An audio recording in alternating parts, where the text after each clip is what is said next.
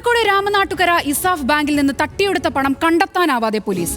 പ്രതി ഷിബിൻ ലാലിനെ പിടികൂടി 13 ദിവസം കഴിഞ്ഞിട്ടും 40 ലക്ഷം രൂപ എവിടെയെന്ന ചോദ്യത്തിന് ഉത്തരമില്ല. പ്രതിയെ പലതവണ ചോദ്യം ചെയ്തിട്ടും പണം എവിടെയാണ് ഒളിപ്പിച്ചത് എന്നതിൽ യാതൊരു സൂചനയും പോലീസിന് ലഭിച്ചിട്ടില്ല.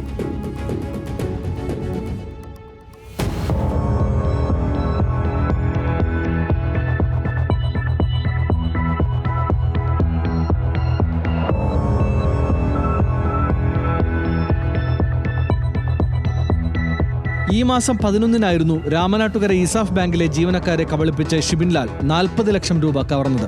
കൃത്യമായ ആസൂത്രണത്തോടെയായിരുന്നു മോഷണം.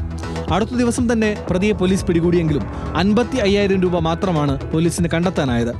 ബാക്കി 39,40,50,000 രൂപ എവിടെയെന്നതിൽ ഇതുവരെയും വ്യക്തതയില്ല.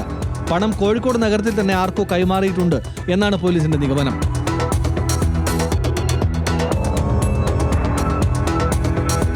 ചോദ്യം ചെയ്യലിൽ 1 ലക്ഷം രൂപയാണ് തനിക്ക് ബാഗിൽ നിന്ന് ലഭിച്ചതെന്നാണ് ഷിബിൻ പോലീസിന് മൊഴി നൽകിയത്. ബാങ്ക് ജീവനക്കാരാണ് തട്ടിപ്പ് ആസൂത്രണം ചെയ്തതെന്നും അതിന്റെ കമ്മീഷനായാണ് 55,000 രൂപ എന്നതുമാണ് ഷിബിന്റെ വാദം. എന്നാൽ ഇത് കേസിനെ വഴിതെറ്റിക്കാനാണെന്ന് അന്വേഷണ ഉദ്യോഗസ്ഥർ കണ്ടെത്തിയിട്ടുണ്ട്.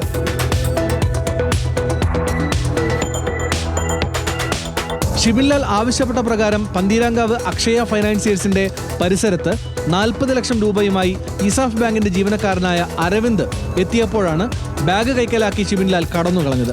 പണം നൽകിയ ഇസാഫ് ബാങ്കിലെ CCTV ദൃശ്യങ്ങൾ പരിശോധിച്ചതിൽ നിന്ന് 40 ലക്ഷത്തോളം രൂപ കൈമാറിയ കാര്യം പോലീസിന് വ്യക്തമായി.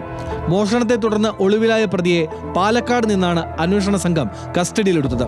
ഷിബിനെ ബൈക്കിൽ പാലക്കാട് എത്തിച്ചത് മറ്റൊരാളാണ്. ഇയാളെ കണ്ടെത്താനും പോലീസിന് കഴിഞ്ഞിട്ടില്ല.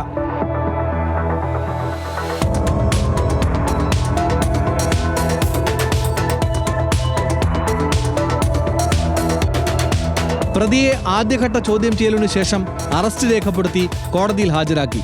പിന്നീട് 3 ദിവസത്തെ കസ്റ്റഡിയിൽ വാങ്ങി ചോദ്യം ചെയ്തു.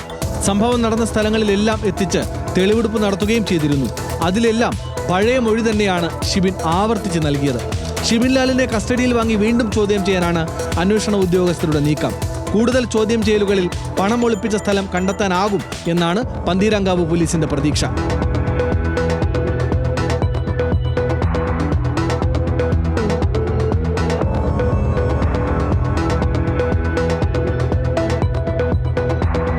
ന്യൂസ് മലയാളം, കോഴിക്കോട്.